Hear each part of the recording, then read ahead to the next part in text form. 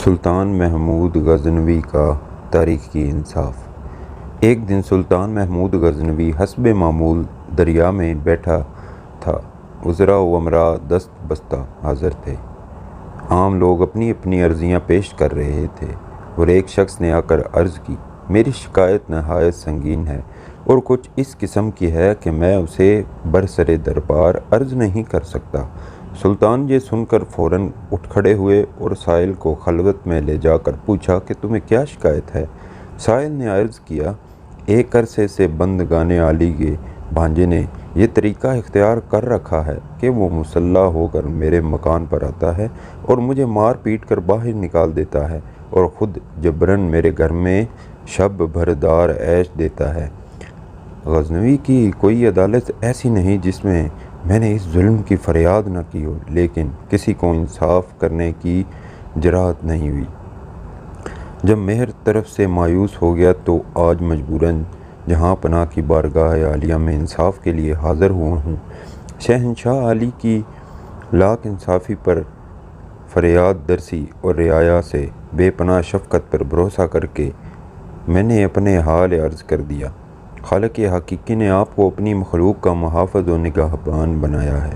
قیامت میں رعایا اور کمزوروں پر مظالم کے نتیجے میں آپ خدائے قہر کا برو جواب دہ ہوں گے۔ اگر آپ نے میرے حال پر رحم فرما کر انصاف کیا تو بہتر ہے، ورنہ میں اس معاملے کو منتقم حقیقی کے سپرد کر کے اس کے روبرو عنایت فیصلہ تک انتظار کروں گا۔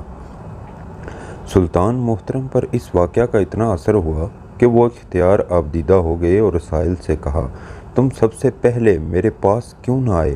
تم نے ناحق اب تک یہ ظلم کیوں برداشت کیا؟ سائل نے عرض کیا، میں عرصے سے اس کوشش میں لگا ہوں کسی طرح بارگاہ سلطانی تک پہنچ جاؤں، مگر دربانوں اور چوہداروں کی قدغن نے کامیاب نہ ہونے دیا۔ خدا تعالیٰ ہی جانتا ہے کہ آج میں کسی تدبیر سے یہاں تک پہنچا ہوں۔ مجھ جیسے غریبوں اور مظلوموں کو یہ بات کہاں نصیب ہے کہ جب چاہیں دھڑک دربار سلطانی میں حاضر ہو جائیں اور سلطان کو اپنے درد دل کی کہانی سنا سکیں۔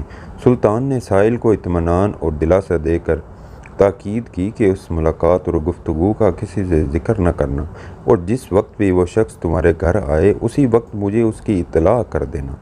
میں اس کو ایسی عبرتناک سزا دوں گا کہ آئندہ دوسروں کو ایسے مظالم کرنے کی جرأت نہ ہو سکے گی۔ سائل نے عرض کیا، مجھے ایسے بے کس و بے یار و مددگار لیے یہ کیوں کر ممکن ہو سکے گا کہ جب چاہوں بھلا کسی مزاحمت کے خدمت سلطانی میں حاضر ہو جاؤں اور مطالعہ کر سکوں۔ سلطان نے یہ سن کر دربانوں کو طلب کیا اور سائل کو ان سے روشنا کرایا اور حکم دیا، یہ شخص جس وقت بھی آئے ہمارے پاس پہنچا دیا جائے اور کسی طرح کی مزاحمت نہ کی جائے۔ 2 راتیں گزر گئی مگر سائل نہ آیا۔ سلطان کو تشویش ہوئی کہ نامعلوم غریب مظلوم کو کیا حادثہ پیش آیا۔ وہ اسی فکر میں پریشان تھا کہ تیسری رات کو سائل دوڑتا ہوا آستانہ شاہی پر پہنچا۔ اطلاع ملتا ہی سلطان فی الفور باہر نکالا اور سائل کے ہمراہ اس کے گھر پہنچا۔ اپنی آنکھوں سے وہ سب کچھ دیکھ لیا جو سائل نے اسے بتلایا تھا۔ پلنگ کے سربان شمع جل رہی تھی۔ سلطان نے شمع گل کرا دی اور خود خنجر نکال کر اس کا سر اڑا دیا۔ اس کے بعد شمع روشن کرائی۔ مقتول کا چہرہ دیکھ کر بے ساختہ سلطان کی زبان سے الحمدللہ نکلا اور پھر ساحل سے کہا کہ تم اطمینان سے اپنے گھر میں آرام کرو، اب انشاءاللہ عز و جل تمہیں کوئی تکلیف نہ پہنچے گی۔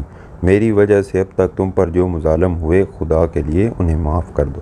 یہ کہہ کر سلطان عالی و وقار رخصت ہونا ہی چاہتا تھا کہ سائل نے دامن پکڑا عرض کیا، بدگان علی، جس طرح ایک مظلوم کے ساتھ انصاف فرمایا حتیٰ کہ اپنی قرابت داری و خون کا بھی مطلق خیال نہ کیا، اللہ تعالیٰ آپ کو اس کی جزائے خیر عطا فرمائے اور اجر عظیم عنایت فرمائے۔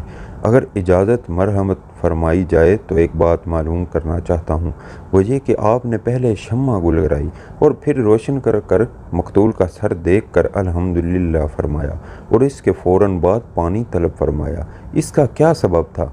سلطان نے ہر چند ٹالنا چاہا مگر سائل کے اصرار پر اسے بتلانا پڑا۔